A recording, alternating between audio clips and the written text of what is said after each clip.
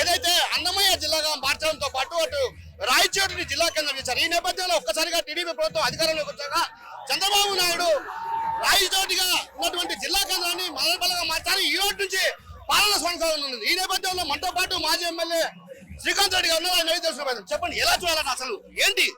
నిర్దాక్షణంగా అండి మా హక్కులను హరించారు. మాకున్నటువంటి మంచి జరిగేటువంటి ప్రాంతాన్ని ఈరోజు నిర్దాక్షిణంగా చిచ్చు పెట్టి ప్రొసీజర్ ప్రకారం చేయకుండా అన్యాయంగా ప్రజాస్వామ్యానికి విరుద్ధంగా నోటిఫికేషన్లు ఇచ్చి మా యొక్క వాదనలు కూడా వినకుండా ఈరోజు ఇక్కడి నుంచి హెడ్ క్వార్టర్స్ తరలిస్తున్నారు. ఇది చాలా బాధాకరం అండి. మేము చాలా రోజుల నుంచి చెప్తున్నాను ఇదేదో కుట్ర దాగి ఉంది అని. లేదు, చంద్రబాబు నాయుడు గారు ఎన్నికల సభలో మాట ఇచ్చారు, మంత్రిగా నేనున్నాను, నేను చూసుకుంటాను అని చెప్పి విజయోత్సవ సభలు జరిపి ఈరోజు వాళ్ళ ఆధ్వర్యంలోనే జిల్లాను విడదీయడం అన్నటువంటిది చాలా బాధాకరమైన అంశం. రాజకీయాల్లో చిత్తశుద్ధి ఉండాలండి. ఈరోజు రాజకీయ కోణంలో దీన్ని వాడుకోవాలన్నటువంటి ప్రయత్నం నేను చేయలేదు. కేవలం నా యొక్క బాధ, దాదాపుగా 4 సంవత్సరాలు జిల్లా హెడ్ క్వార్టర్స్ ఉంది. 110 సంవత్సరాల తర్వాత జిల్లా కేంద్రం ఏర్పడింది రాయలసీమలో. ఇప్పుడు ఈ ప్రాంతాన్ని విడదీసి ఏం సాధిస్తారు? ఇక్కడ యొక్క ప్రజల యొక్క బాధలు వినండి. ఇక్కడ యొక్క ప్రజలు ఏ విధంగా ఘోషిస్తున్నారో చూడకుండా ఏకపక్షంగా నిర్ణయం తీసుకోవడం సమంజసం కాదు అని చెప్పి గట్టిగా అడుగుతున్నాను. రాజకీయాల్లో ఒకటి ఉండాలండి, చిత్తశుద్ధి. నేను 2009లో మొదటిసారిగా శాసనసభ్యుడిగా అయ్యాను. జగన్మోహన్ రెడ్డి గారు పార్టీ నుంచి బయటకు వచ్చారు. రాజశేఖర్ గారు చనిపోయిన తర్వాత ఆయనకు తోడుగా ఉండాలని ప్రజలు కోరుకున్నారు. ఆ తోడుకు అనుగుణంగా నేను ఆ రోజు రాజీనామా చేసి వచ్చాను.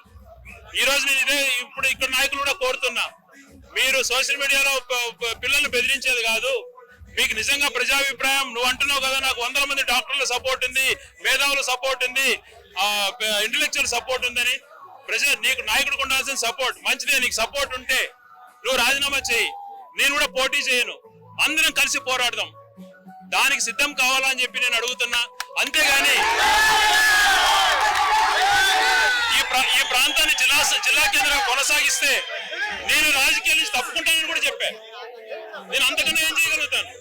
నువ్వు రాజీనామా చేస్తే నా పదవి కోసం ఆశ లేదు, నేను కూడా మద్దతు ఇస్తా, కలిసి పోరాడతాం. ప్రధానంగా ఆయన ఇప్పటికే నేను వీసాలు తీసేస్తా, గొడవటి చెప్తున్నా అని కూడా వ్యాఖ్యలు చేశారు. అయితే ఆ వ్యాఖ్యలను ఇప్పుడు యూటర్న్ తీసుకుంటాను. ఎలా చూడాలి? ఒకటండి, నా నేచరు ఒకరిని పదే అవమానించే పద్ధతి కాదు. నేను ఒకటే అతను మంచి కోసమే చెప్తున్నా. నువ్వు మీసాలు తిప్పావు, తొడగొట్టావు, నన్ను బోసడీకే అని తిట్టావు, నీ ఇష్టం వచ్చిన భాష వాడావు, ప్రజల కోసం భరిస్తా. నిన్ను అడిగేది నేను ఒకటే, నువ్వు ప్రజాక్షేత్రంలో ఈరోజు అందరూ కోరుకుంటున్నారు జిల్లా కేంద్రంగా ఉండాలని.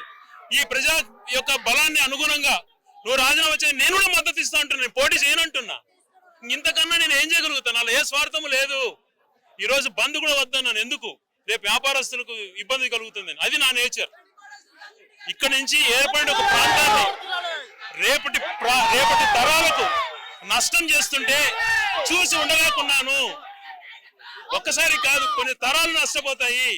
జిల్లా కేంద్రం అనేది ఉంటే జిల్లా ఆఫీసులతో పాటు ఒక అనేకమైన ఏరియా హాస్పిటల్స్ కానీ, ఒక సెంట్రల్ ప్రిజన్స్ కానీ ఎన్నో రకంగా వచ్చే అవకాశాలు ఉంటాయి. వేరేటివన్నీ కూడా అవన్నీ మిస్ అవుతాము.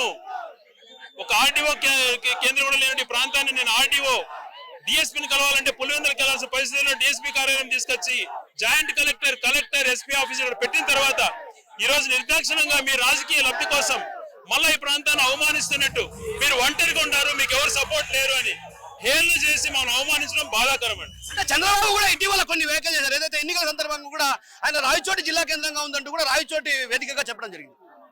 ఎన్నికలు 2 రోజుల ముందుగా వేల మంది సమక్షంలో ఓటు వేయాలనే ఉద్దేశంతో నేను ఈ ప్రాంతాన్ని విడదీయడం లేదు. రాయచోటి జిల్లా కేంద్రం కొనసాగుతుంది. జిల్లా కేంద్రాన్ని కొనసాగించే బాధ్యత నాది తమ్ముళ్ళు అని అరిచాడు. మరి ఈ రోజు ఇక్కడికి ఆల్రెడీ శాంక్షన్ అయినటువంటి ఇనాని కాలేజు వెళ్ళిపోతున్నాయి. ఇక్కడికి వచ్చినటువంటివి ఏవైతే వస్తున్నాయో వాటిని కూడా నిలబెట్టుకోలేక గత ప్రభుత్వంలో మేము ఎన్నో కష్టాలు పడి మంజూరు చేయించినటువంటి కూడా నిర్దేశంగా ఒకటొకటి దాన్ని నిర్వీర్యం చేస్తూ ఈ రోజు అల్టిమేట్ గా జిల్లా కేంద్రాన్ని తరలించకపోతుంటే ఏ రకమైనటువంటి బాధ ఉంటుంది చెప్పండి. నేను ఇప్పటికి కూడా చెప్తున్నా, నేను రాజకీయ ఆశతో మాట్లాడట్లేదు, వేరే ఎజెండా నేను పెట్టుకోలేదు. నా ఎజెండా ఈ జిల్లాని కొనసాగించండి మీ చేతిలో ఉంది. మీరు నిర్దాక్షిణ్యంగా నిర్ణయం తీసుకుంటున్నారు, మా ఆవేదన వినట్లేదు. కాబట్టి అల్టిమేట్ గా ఈ ప్రజాస్వామ్యంలో నమ్ముకునేది న్యాయస్థానాలని. న్యాయస్థాన వేదికగా కూడా ఏ రకంగా మీరు తప్పులు చేశారు, ఏ రకంగా మీరు ప్రొసీజర్ ఫాలో కాలేదు, అన్ని కూడా పిన్ టు పిన్ తయారు చేసుకొని ఈరోజు కోర్టులో కూడా కేసు ఫైల్ చేస్తున్నాను.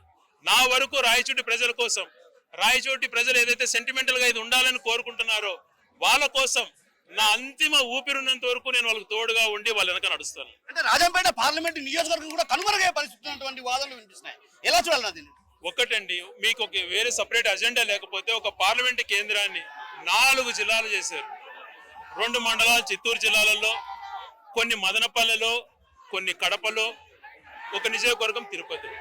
3 అంటున్నారు, 3 కాదు 4 జిల్లాలలో ఒక పార్లమెంట్ ని విచ్ఛిన్నం చేశారు. వీళ్ళ అజెండా ఏందో అర్థం కావడం లేదు.